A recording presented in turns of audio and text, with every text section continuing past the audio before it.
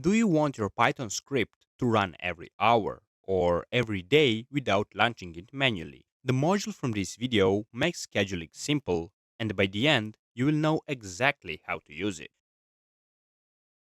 So let's create our first scheduled script. For that, I'll need to import schedule module, of course, and time module. And let's say I have job 1 that simply prints hi.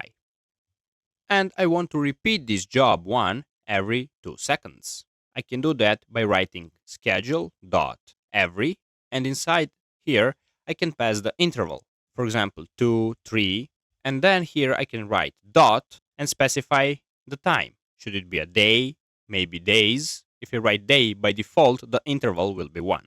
Maybe I want minute. Here you can see I have minute or minutes. If I write minute, by default will be 1. But if I want multiple minutes, maybe minutes, and here pass 3 every 3 minutes. But I'll write here seconds. So here I'll have seconds. And then write dot and specify what you want to do. So you write do, and inside of this do function, pass function. In my case, I want job 1. And now, only thing left is to start my infinity loop. I'll write while true, and here schedule dot run pending, and this will start my schedule. And then I'll also write time dot sleep for 1 second. And let's also print started, so I know that my scheduler started. Let's run the code to see how it works. It started. 2 seconds passed, I have 1 high. Now 2 seconds passed, I got another high, and etc. This will run infinitely. But scheduler is not limited to only one job. I can have multiple jobs. For example, I can also here specify job 2. And now maybe I want this job 2 to not only say hi, but also greet somebody and say, for example, create an F string for that, hi, and then the name. Let's here pass name. But I want this job to repeat every 1 second. So I can write schedule dot every. I don't need to pass anything. I can write here dot here second do, and then here job 2. Common mistake is to open the parentheses and here pass the name. No, that is not how parameters work inside the scheduler. You need to remove these parentheses, and all of your arguments that you want to put inside your job, you need to write comma and then write them here. If they are 1, you can only write 1. So here write, for example, David.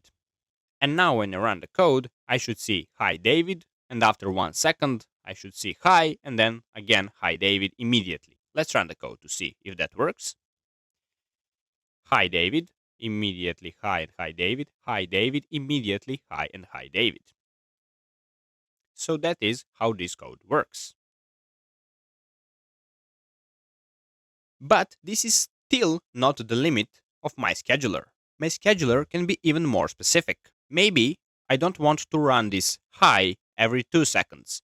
Maybe I want to run it every minute, but at the second of the minute. So for that, I need to write at here, and here pass the time, but inside this string. Write here colon and write 02. This means every minute at the second, write hi. Then wait for 1 minute, and after the 2 seconds pass, again write hi, and so on. But you can be even more specific here. You can write every day at, for example, 7 a.m. Or maybe even more specific right here, Monday. Every Monday at 7 a.m., write hi. That is pretty cool, isn't it? Also, maybe you have multiple jobs and you want to group them somehow and later on stop some group. For example, let's call this job 1 that we have here. I'll keep it at every 2 seconds. Right here 1, and right here do job 1. And to give it a group, I need to write tag and here pass the tag. For example, maybe tag greetings tag. And I want job 2, but not to write the name, but maybe subject here, subject, and right here study subject. Here write subject. And for example, let's put the subject to be maths. And I want this tag to be study tag. Also, let's call job 3. And this job 3 should only print here I am. And when this job 3 is done once, I don't want to call it anymore. So to stop it immediately after first call, I can write return schedule dot cancel job. And I won't need this anymore. Here I'll write schedule dot every second do, and here pass job 3. And I will give it tag to be tag once because it runs only once. This, let's call this one every 2 seconds, and let's call this one every 3 seconds. And here I will go and say store the starting time, call start equals time dot time. And if time dot time, this is the current time, minus the starting time is less than or equal to 7, I want to cancel these greetings jobs. So I'll write schedule dot clear. And as you can see, clear has a tag parameter. Here you need to pass the tag that you want to clear. And I want to clear this greetings tag. So I'll write greetings. Let's run the code now to see how many times this second should run. It should run about 2 times. This one should only run once, and this one should run as many as I let him. Let's see. We have here I am, study math, study math, study math. I made a mistake somewhere because I said let's say runs 2 times, and here write 8 when this one is greater. Okay, now it makes sense. What I wrote before is when the starting time is smaller than 7 seconds, or in this case 8, clear these greetings. And because immediately it is smaller than 8 seconds, it stops the greetings. But now when I run the code, I should see here I am, hi, study maths, then hi, study maths, about 4 times. And after that, as you can see, I only see study maths, and hi is nowhere to be seen. Here I am, stopped immediately after the first appearance. There's a lot how you can play with this schedule, and if you want to learn more about some specific built-ins, I'll write the official documentation in the description so you can go and check it. But before I end this video, I want to show you something else, which is a built-in schedule module called Sched. We have this Sched module, which is Python's built-in module. You don't have to download it. And if you want to create it, you need to write here, for example, scheduler, and write EU, and write Sched.scheduler. Here you need to say what time it is. Now, to see what time it is, you need to write time.time. Then you need to say what is the delay, how the time passes, how to wait. For that, I will use time.sleep function. And when you specify these two things, your scheduler is ready and you can use it like almost like before. But there are some specifics. For example, let's say I have a task and it has some message, and I simply want to print that message. Here you can call scheduler dot enter, and here you can enter a relative time. When you write enter, it enters a relative time. So if you write 2, this after 2 seconds writes something. Then you write the priority. When you write 1, this is the highest priority. Then you specify what task or action you want to do. I want my task.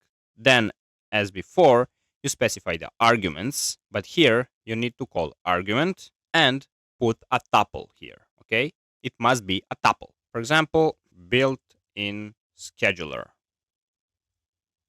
and write comma, because this is how you create a tuple that only has one element. Then here we can call again this function, but at 2 we can write to have the priority 2, which means when they are scheduled at the same time, in this case after 2 seconds, first comes the one that has a higher priority. In my case, this one, built-in scheduler, then this one, which is, let's call it not scheduler, then this one will be printed. So let's call this print started. Then here I'll print ended. And if I want to run my scheduler, I will simply go and write scheduler.run. Here I don't need to create an infinity loop like before because this run does it for me. So when I run the code now, started, and as you can see, it only did it once. Here you can also write enter abs,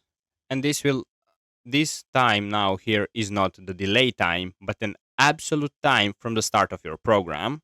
Also, you can cancel an event by writing here scheduler dot cancel, and here write what event you want to cancel. Let's say I store this A to be here, and I can put it here. And now this event A is canceled. Also, maybe you want to empty your scheduler completely. You can do that by writing here scheduler.empty. And if you want to put keyword arguments, you have a special parameter for that called key wargs, and here you put the keyword arguments that you want. And if you want to play more with the actual functions and parameters that it has, I'll put the official documentation in my description as well, so you can check it if you want. If you found this module useful, but you want to learn more automation modules, watch this video next. And don't forget to subscribe for more automation tutorials.